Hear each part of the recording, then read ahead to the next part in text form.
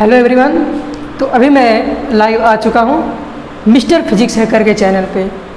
तो आप लोग एक बार फिर से तैयार हो जाइए फटाफट से। आज हम एक लेक्चर स्टार्ट करने जा रहे हैं उन स्टूडेंट्स के लिए जो क्लास 9th में पढ़ रहे हैं। इससे पहले हमने आपको 3 लेक्चर करा चुके हैं, यानी कि 3 चैप्टर पढ़ा चुके हैं। पहला motion, force and laws of motion, और तीसरा हमारा चैप्टर था ग्रेविटेशन। ये तीनों चैप्टर की वीडियो आपको प्लेलिस्ट में मिल जाएंगी। आप वहाँ से तीनों लेक्चर क्या कर लेंगे, पढ़ लेंगे, ठीक है। तो आज हम लोग जो नया चैप्टर स्टार्ट करेंगे क्लास 9th का, वो है वर्क एनर्जी एंड पावर। और वर्क एनर्जी और पावर का ये लेक्चर नंबर 1 है, ठीक है। तो स्टार्ट करने से पहले मैं आपको ज़रा बता देता हूँ, ये थोड़ा सा फैन चल रहा है तो उस डिस्टर्बेंस से ज़रा बचेंगे हम लोग। थोड़ा सा डिस्टर्बेंस हो गया क्योंकि थोड़ी बहुत गर्मी है, तो गर्मी से बचने के लिए हमने फ़ैन को क्या कर दिया है, ऑन कर दिया है। ये आवाज़ आपको सुनाई दे रही होगी, तो थोड़ा उससे हम लोग क्या करेंगे, उसके लिए थोड़ा सा मेंटेनेंस करेंगे। तो चलिए लेक्चर स्टार्ट करते हैं। और वो लेक्चर है हमारा वर्क एनर्जी एंड पावर, ठीक है। तो पहले हम लोग समझेंगे वर्क क्या होता है, ठीक है। जैसे मान लेते हैं हमारे लैंग्वेज में देखा जाए तो कोई हम मान लिया अभी पढ़ा रहे हैं, तो पढ़ाना हमारा क्या हुआ, वर्क हुआ। ये एक काम है हमारा। अगर हम किसी सर पे किसी सामान को लेकर सिर पे हम ऐसे चलते हैं तो ये भी क्या हुआ, हमारा वर्क हुआ। यानी कहने का मतलब ये है कि जो भी हम कार्य कर रहे हैं वो हमारा क्या है, वर्क है। लेकिन ये तो हमारा नेचुरल में है, ये हमारी प्राकृतिक में है, ये हमारी हैबिट है कि कोई भी काम करेंगे तो ये हमारा क्या होगा, वर्क होगा। अभी हम किसी बाइक को चला रहे हैं, बाइक चलाने में हमारा क्या हुआ, वर्क हुआ। और क्या हो सकता है, जैसे मैं किसी को किल कर रहा हूँ यानी कि मार रहा हूँ, वो भी हमारा क्या हुआ, वर्क हुआ। लेकिन ये सब नेचुरल में वर्क है, नेचर में हमारा जो एग्जिस्ट करता है ये वे वर्क है। लेकिन हम पढ़ेंगे work energy and power, actual में फिजिक्स में वर्क क्या होता है, इसके बारे में पढ़ेंगे। फिजिक्स में वर्क क्या होता है, तो ज़रा ध्यान से समझिए। ये हमारा एक कोई बॉडी है, ये हमारा क्या है, कोई एक बॉडी है। इस बॉडी पे हमने फोर्स लगाया F, क्या लगाया, F फोर्स लगाया। फोर्स लगाने के बाद बॉडी कुछ यहाँ डिस्प्लेस हो गई है ऐसे,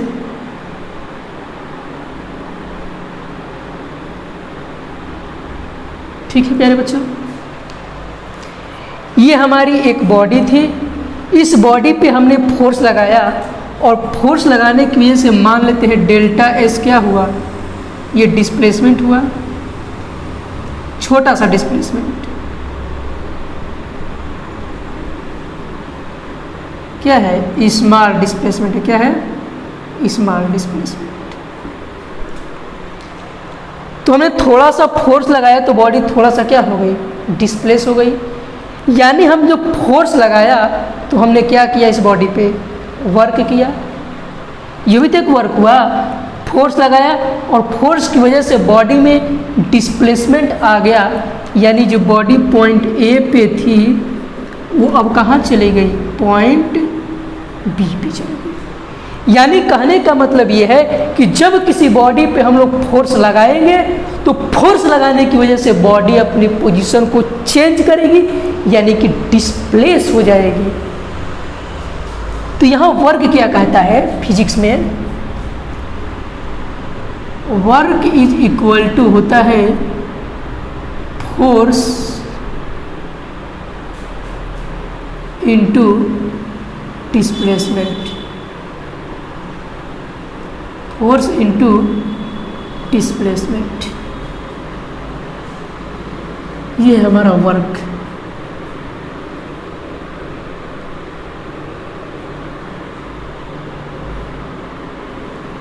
देखिए वर्क का क्या फॉर्मूला है कि वर्क जो है फोर्स और डिस्प्लेसमेंट का क्या है, क्रॉस मल्टीप्लिकेशन है। तो फिजिक्स के लैंग्वेज में जब वर्क क्या मतलब होता है कि फोर्स और डिस्प्लेसमेंट का जो प्रोडक्ट है उसको हम लोग कहते हैं वर्क। कहने का मतलब क्या हुआ कि जब किसी बॉडी पे हम फोर्स लगाएंगे और वो बॉडी डिस्प्लेस हो गई तो हम लोग कहेंगे कि क्या हो गया, वर्क हो गया। क्या हो गया, वर्क हो गया। यानी कहने का मतलब क्या है कि वर्क को होने के लिए फोर्स लगाने के बाद बॉडी में अगर डिस्प्लेसमेंट प्रोड्यूस हुआ तो वो बॉडी क्या कहलाएगी कि बॉडी ने क्या कर दिया, यानी कि वो क्या कहलाता है, वर्क कहलाता है। तो यहाँ पर डिफिनीशन लिखेंगे क्या,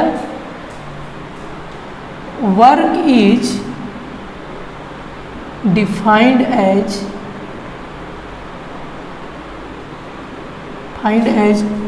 product of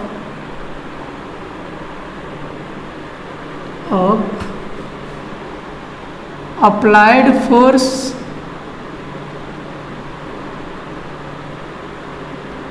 or applied force and displacement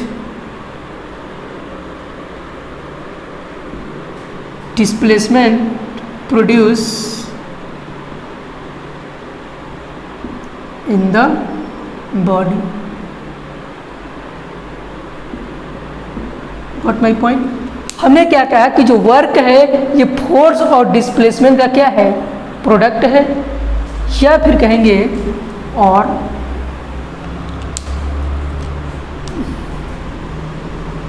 work is defined as when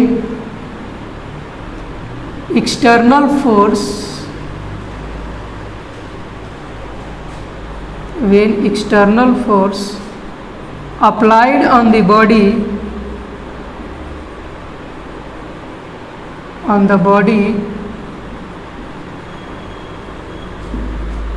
due to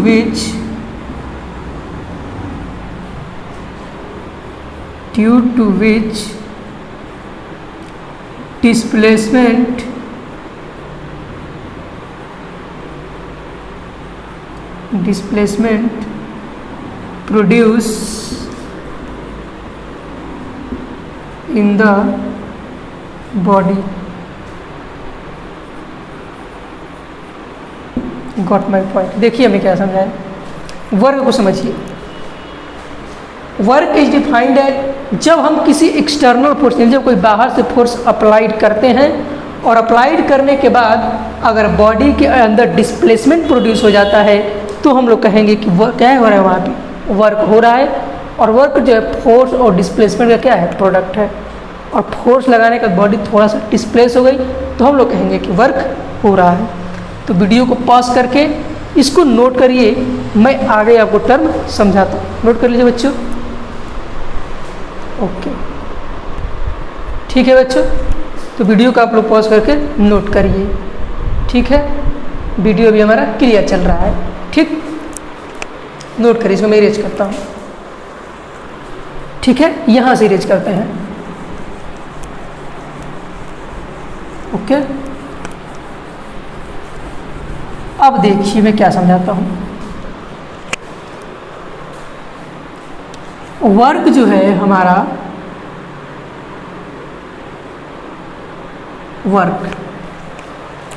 work जो है किन किन फैक्टर पे डिपेंड कर रहा है। देखिए हमारा वर्क जो है पहला डिपेंड कर रहा है फोर्स पे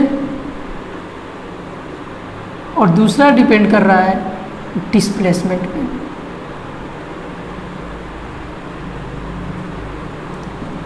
हमारा जो वर्क है पहला डिपेंड कर रहा है फोर्स पे और दूसरा डिपेंड कर रहा है डिस्प्लेसमेंट पे। यानी पहला किस पे डिपेंड कर रहा है, magnitude of force,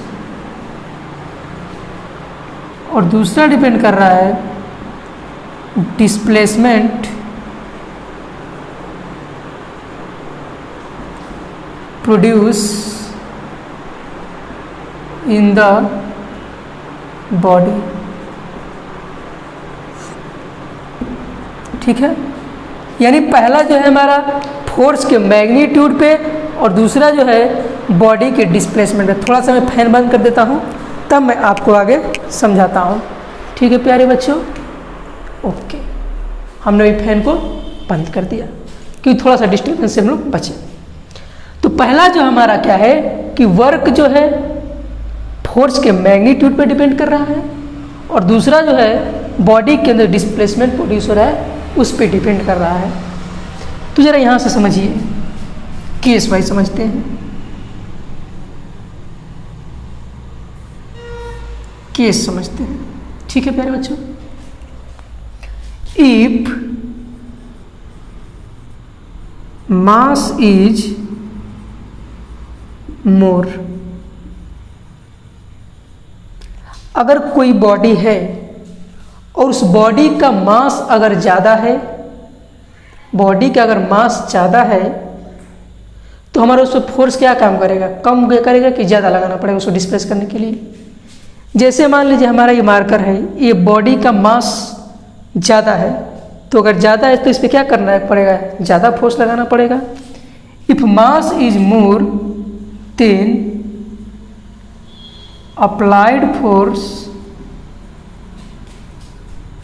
applied force must be more। कहने का मतलब क्या है कि अगर कोई बॉडी का मास ज़्यादा है, जैसे हमारे पास कोई बॉडी है और उस बॉडी का अगर मास 100 kg है तो उसको डिस्प्लेस कराने के लिए हमें ज़्यादा फोर्स लगाना पड़ेगा। इसलिए हमने क्या कहा कि अगर किसी बॉडी का मास ज़्यादा है तो उस पर अप्लाइड फोर्स भी क्या होगा, ज़्यादा होगा। ठीक, इसमें डिस्प्लेसमेंट क्या होगा, लेस होगा, क्योंकि बॉडी का मास ज़्यादा होगा तो हमें कम डिस्प्लेसमेंट देखने को मिलेगा। तो डिस्प्लेसमेंट इज क्या हो जाएगा, लेस हो जाएगा। ठीक, यानी जब कोई बॉडी का मास ज़्यादा तो अप्लाइड फोर्स भी ज़्यादा, तो जब ज़्यादा लगेगा तो इसमें डिस्प्लेसमेंट क्या होगा, थोड़ा सा कम होगा। ठीक है, ये था नोट पॉइंट में, इसको थोड़ा सा नोट करिए, मैं आगे आपको बताता हूँ। ठीक है प्यारे बच्चों, नोट कर लीजिए इसको फटाक से, जल्दी से नोट करिए। ओके, मैं इरेज कर देता हूँ, इरेज कर दूँ, ठीक है। अब देखिए,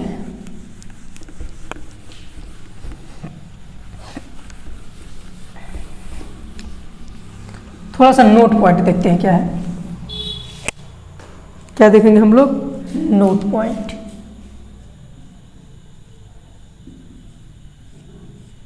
नोट देखिए, नोट में क्या है, जो हमारा W है ये होता है F.S, क्या होता है, F.S। एक्चुअल वर्क हमारा क्या होता है, फोर्स, और डॉट एस का क्या होता है, प्रोडक्ट होता है। ठीक है, तो W को तो लिखते हैं हम लोग, जब डॉट हटता है, डॉट प्रोडक्ट, तो हमारा आता है Fs cos थीटा। क्या आता है, W=Fs cos थीटा। देखिए इसमें और इसमें क्या अंतर है, ये W=F और इसको बोलते हैं डॉट इंटू एस, इसको हम बोलते हैं स्केलर प्रोडक्ट। क्या बोलते हैं, स्केलर प्रोडक्ट, यानी कि जो केवल और केवल मैग्नीट्यूड पर डिपेंड करता हो। तो यहाँ जो वर्क है F.S, ये स्केलर क्या है, स्केलर प्रोडक्ट है, किसका किसका, फोर्स और डिस्प्लेसमेंट का। ठीक है, तो जब ये डॉट का साइन हटता है, या देखिए जो डॉट नहीं है, तो जब डॉट हट जाता है तो क्या आ जाता है, कॉस थीटा लग जाता है। क्या लग जाता है, कॉस थीटा। देखिए पहला क्या है, नोट, पहला क्या है, इफ कॉस थीटा की वैल्यू, इफ यदि थीटा की वैल्यू हम 90 डिग्री रखते हैं, क्या रखते हैं, 90 डिग्री, तो ध्यान रखिएगा कॉस 90 डिग्री की वैल्यू क्या होता है, 0, सॉरी हाँ 0 होता है।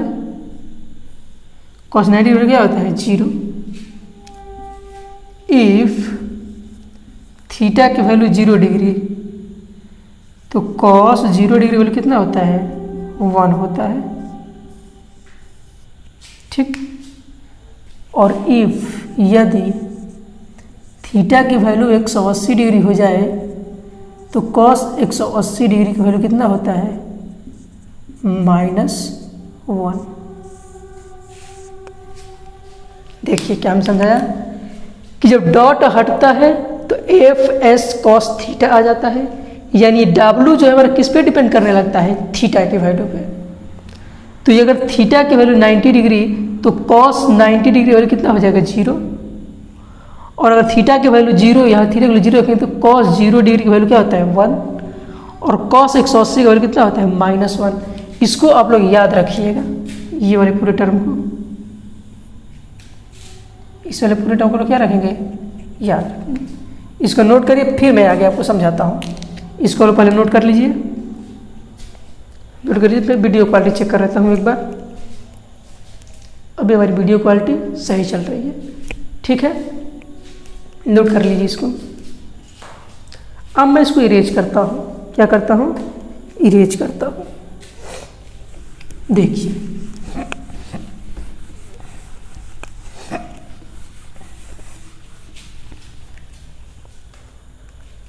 पहला देखते हैं। इफ थीटा की वैल्यू कितना हो जाए?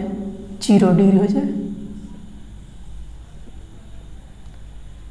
थीटा की वैल्यू कितना हो जाए? 0 डिग्री। जब थीटा की वैल्यू 0 होगा तो हमारा W क्या हो जाएगा? अभी हमने पढ़ के आया क्या? एफ एस कॉस थीटा होता है वर्क वैल्यू।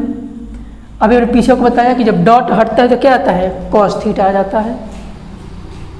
तो W इक्वल टू हो जाएगा एफ एस, और कॉस क्या है? थीटा की वैल्यू कितना डिग्री है? 0। तो कॉस 0 डिग्री वैल्यू कितना हो जाएगा? 1। तो W इक्वल टू क्या मिलेगा? F S. देखिए थीटा की वैल्यू कितना डिग्री है? 0 डिग्री। तो जब 0 डिग्री रखेंगे थीटा की, जब क्या हो जाएगा? कॉस 0, और कॉस 0 डिग्री की वैल्यू कितना होता है? अभी मैंने बताया 1। तो ये जो हमारा वर्क डन आया है, ये है हमारा वर्क इज पॉजिटिव। ये क्या है? हमारा पॉजिटिव वर्क है। क्या है? Positive work.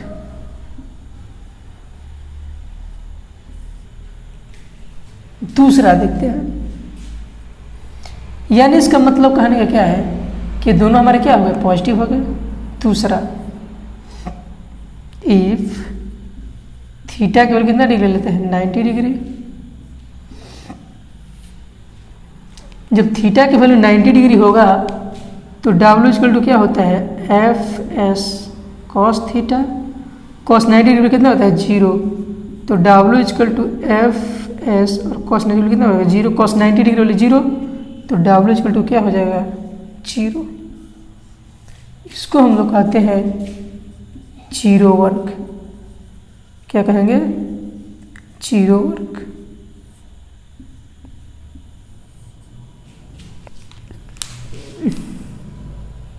क्या कहेंगे इसको? Zero work. क्यों?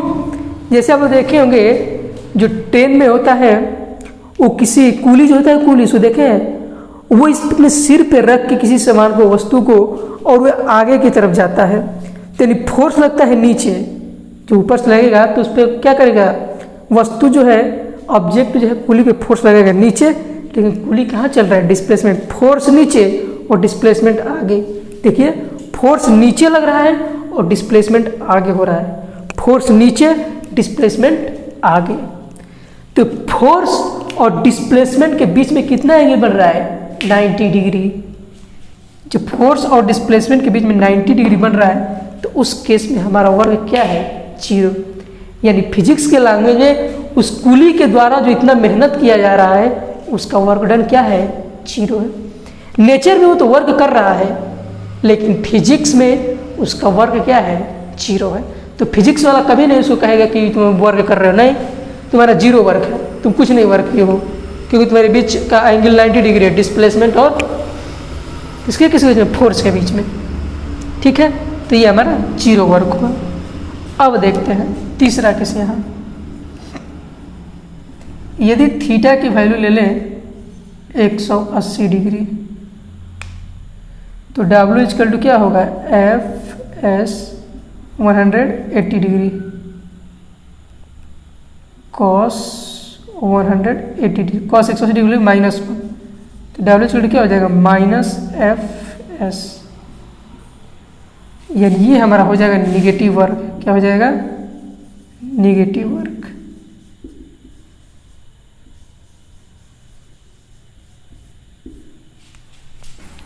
ये हमारा हो गया जीरो वर्ग और वो हो गया हमारा निगेटिव वर्ग। यानी यहां क्या है,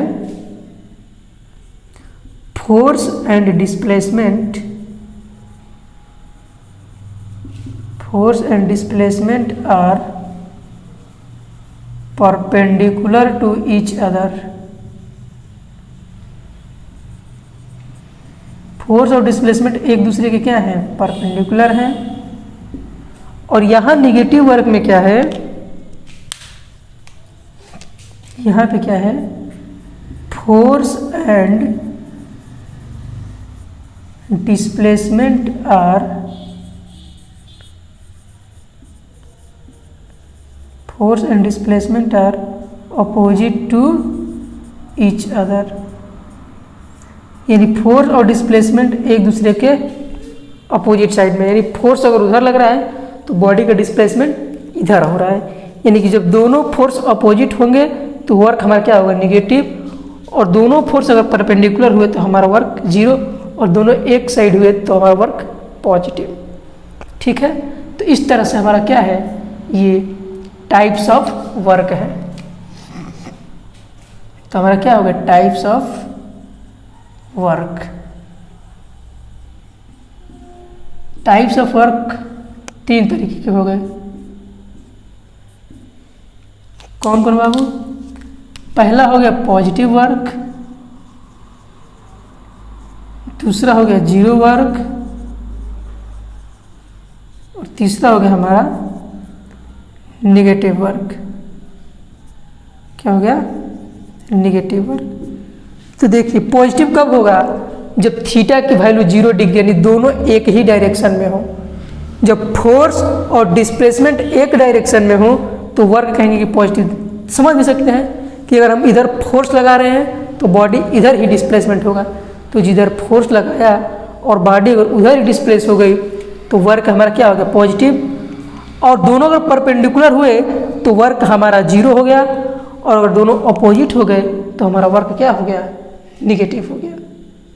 ठीक है, तो इसको नोट कर लीजिए आप लोग, नोट करिए जल्दी से। ओके, अच्छा वर्क जो है यहां देखते हैं, यही देख लेते हैं। वर्ग की यूनिट जो होती है, वर्ग का यूनिट क्या होता है, वर्ग का यूनिट न्यूटन मीटर हो जाएगा। क्या हो जाएगा, न्यूटन मीटर, क्योंकि फोर्स का यूनिट न्यूटन, डिस्प्लेसमेंट का मीटर। अगर इसकी एसआई यूनिट की बात कर लें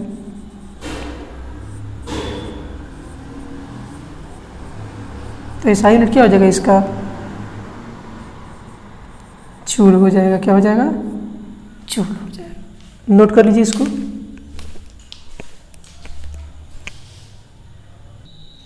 ठीक है, नोट कर लीजिए, नोट करिए। ओके, तो आज का लेक्चर हम यहीं पे समाप्त करते हैं। क्लास 9th का ये लेक्चर नंबर 1 था। आज का लेक्चर यहीं पे समाप्त करते हैं। इसके आगे लेक्चर कंटिन्यू किया जाएगा, कल हम लोग इसके आगे पढ़ेंगे।